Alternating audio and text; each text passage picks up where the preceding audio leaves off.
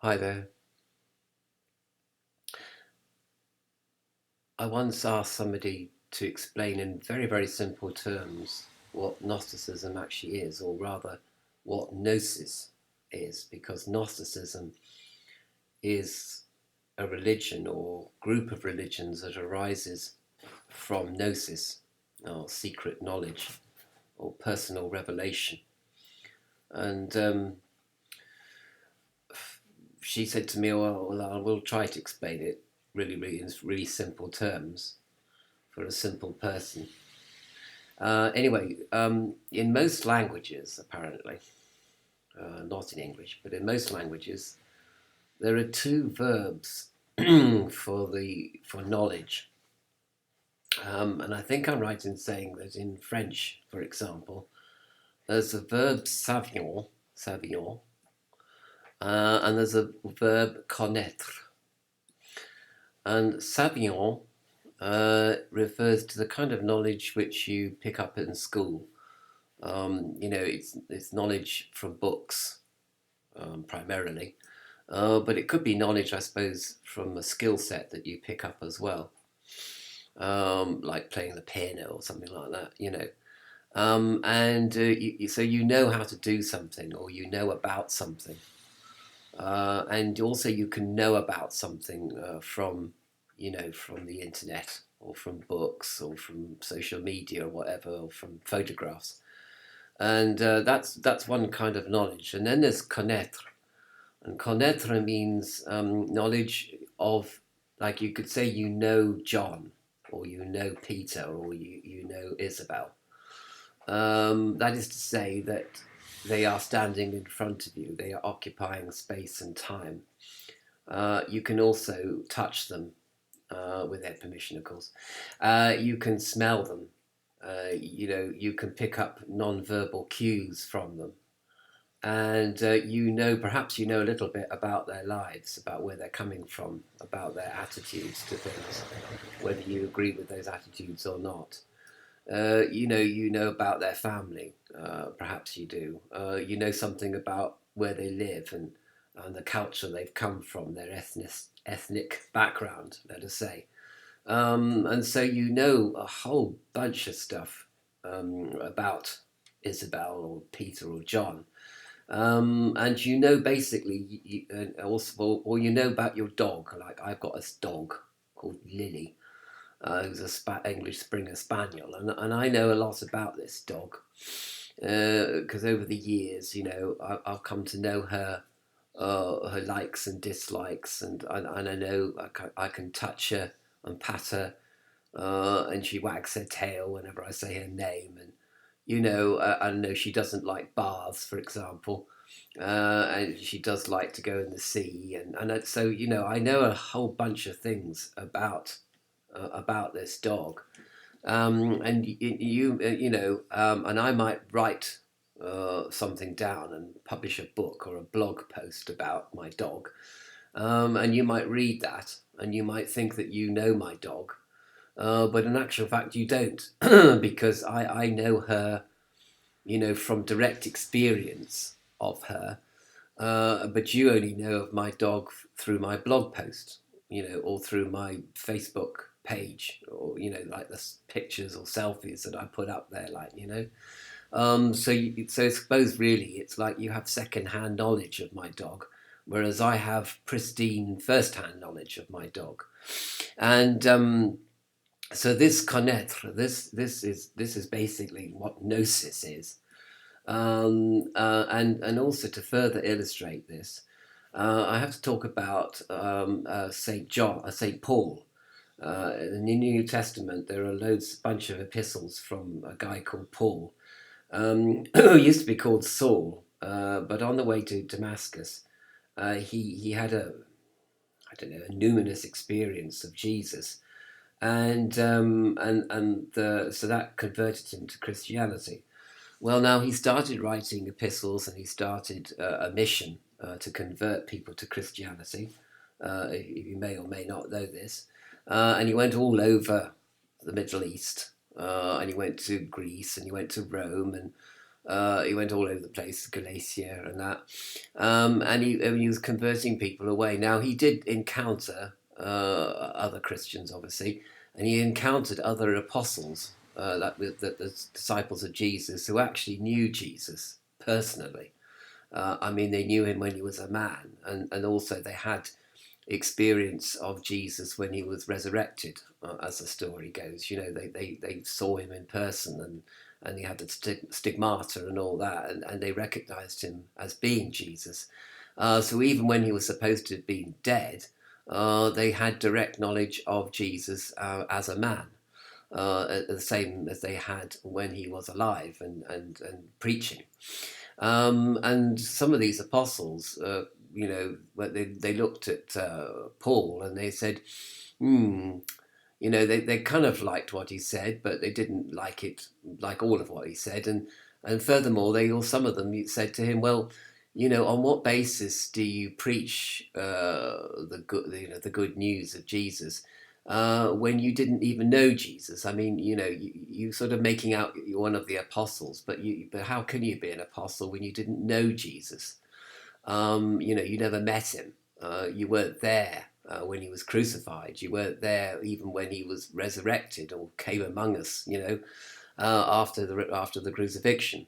And yet here you are, spouting away like, as if you know everything about Christianity. What, how can you say that you do? I mean, what's your authority? How can you stand there and preach about Christianity when you don't know the founder of Christianity? Well, they didn't call it Christianity even in those days, but anyway, So he was always a bit on the defensive about this, and he called himself an apostle because he said on the way to Damascus, when he became Paul, having been Saul, when he became born again, he had this experience of Jesus on the road, and he said, as far as he was concerned, it was an experience that was so real that it might as well have been Jesus actually physically there before him. That this happened to him, genuinely happened to him. And so therefore he did know Jesus. He had gnosis of Jesus directly. And it wasn't, he didn't just know about Jesus, as in from the French verb savion. He didn't just know Jesus from books and letters and from other people's testimony. He knew Jesus in the sense of connaître, in the sense that he was standing there before him, and he could smell him, he could touch him, he could see non-verbal cues off him, he could feel some radiate power off him, just as the people felt some power coming from Jesus when they actually knew him in the flesh. Do you know what I mean? So he said, indeed I am an apostle, and just because I haven't seen Jesus in the physical, it doesn't mean anything, because I have met Jesus, and the gnosis was powerful to the degree that I can see a chair or a table or something like that, and I have experience of that table or chair, and I have experience of tableness and chairness. So I even have experience of Jesusness, in the same way as you had experience of Jesus when he was alive, and as you claim after the resurrection. So he goes on in his epistles. He goes on a lot really about this, because he's trying to defend his position as a bona fide, authentic preacher of Christianity, you see, among the apostles that are still alive. And of course, he will soon be a martyr, of course, like the other apostles, like St. Peter, for example. So, he's prepared to go all the way based on his experience, his gnosis of Jesus on the way to Damascus. And so gnosis is literally that. It's literally when you touch God. However Jesus is God, maybe you could say, and you touch God, a deity. Let us say you touch divinitas, the divine, and this divinitas, this experience, is absolutely as real as touching a table or touching your own face or looking at yourself in the mirror. In fact, it probably sort of, maybe some people argue it's a projection of yourself onto reality, such that it's all consuming. And which is sort of kind of a Buddhist interpretation, which we probably shouldn't go into here, otherwise I'll be all night. Um, so and the thing about it is that you could read the Bible, and you could go to church, and you could hear some guy preaching away, and you could, but you have savion, you have knowledge of God or Jesus or Christianity, from the Bible, from your church, from your congregation, from your preacher or priest or whatever. But this isn't the same as receiving direct knowledge, to having direct experience of divinitas itself, of God, or or Jesus, or whatever you want to call it. It's like, or you might have an angel come to you like Joseph Smith, and that angel was totally real to Joseph. I mean, it was really, really there. Like, it was as real as the farm that Joseph Smith was born on, and the cows and the pigs and the barns and all the stuff. The angel was there.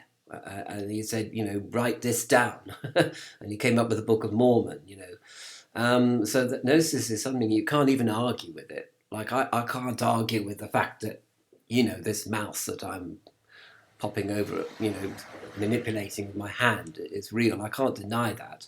Unless I'm tripping, or unless I'm mad or something like that, or it's delusional. All other things being considered, being reasonable, and all other things being equal, I can't deny the reality of this computer and this mouse and this drawing that I'm doing now. This doodling, I can't deny it, and so therefore, if I have an experience of the numinous, I really, like there's no getting away from it. It's like in Revelation, when they say that, when Jesus comes back on a cloud, you'll be absolutely in no doubt that is the return of Jesus. Okay, it won't be like you're drunk or tripping or delusional, or just so full of stress that you'll see anything because you're really stressed, or you're having a psychotic episode or whatever. It'll be something really, really ordinary. I mean, it'll just be there in front of you, like a chair or a table. And the second coming, you'll be in absolutely no doubt about it. And if you do doubt it, you might as well doubt, I don't know, your own jugular vein, or your own body, or your own feelings, or your own mentalizations, or your own experience of the so-called physical world. Like, it will be that real, that literal kind of thing. And a lot of people, so this is what Gnosis is, and it's a personal revelation. So you would have a personal experience of the divine, which no one can take away from you, which nobody can say you never had.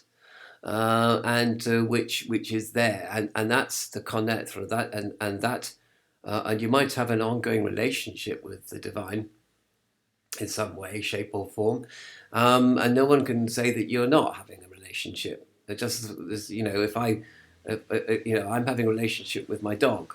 You don't know I've got a dog.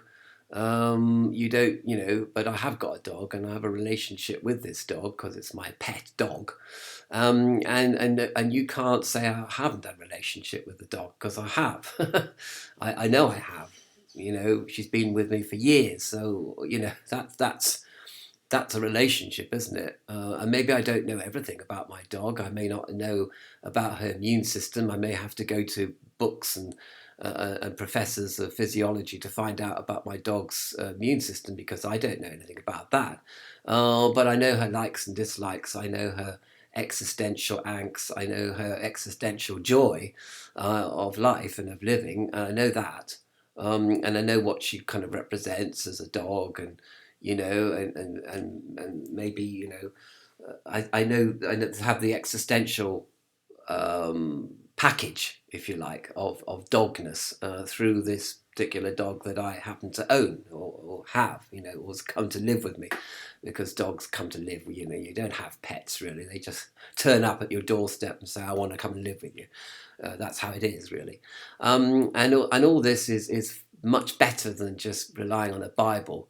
or relying on some kind of, written down something or language or whatever, because, you're getting that secondhand, and of course, I know Protestants will say that, yeah, but ours is a religion of all believers, and everybody can have experience of Jesus. That's a difference between Catholicism, for example, and Protestantism.